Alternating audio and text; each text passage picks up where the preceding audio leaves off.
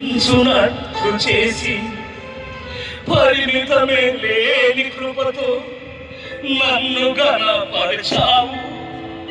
నీ ఘన కార్యములను నీ ప్రకటించెదా. నేను మా పాస్టర్ గారు వసాలకి వెళ్ళే మమ్మల్ని పిలిచారు ప్రార్థనకి. ఆయనకేం ప్రార్థన నాకు తెలియదు. ఆ ప్రార్థనకు పోతే మమ్మల్ని నిందించి మమ్మల్ని అవమానించి మా దగ్గర నుంచి వెళ్ళిన కుటుంబం అది.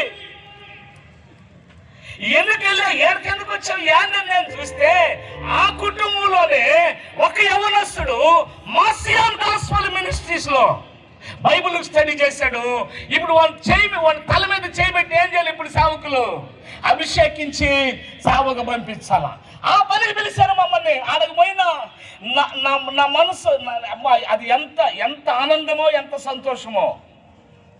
మేము వెళ్ళి ఆ ప్రార్థనలో ఆయన చేయబెట్టి ఆయనతో కలిసి అట్ట నేను పక్కన చేయబెట్టి ఏకీభవించి ఉంటే వాళ్ళు ఏం చేస్తారో తెలుసా?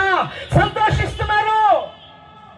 అప్పుడు రాసా పదం, నా నిందలన్నిటినీ మహిమగా మార్చావు, నిందించిన వారి సహితం సంతోషింపజేశావు.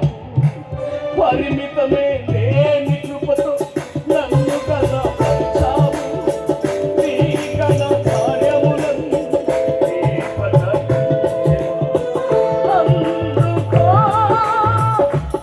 ఆరాధన, అందుకో స్తుతి అర్చన, అందుకో ఆరాధన, అందుకో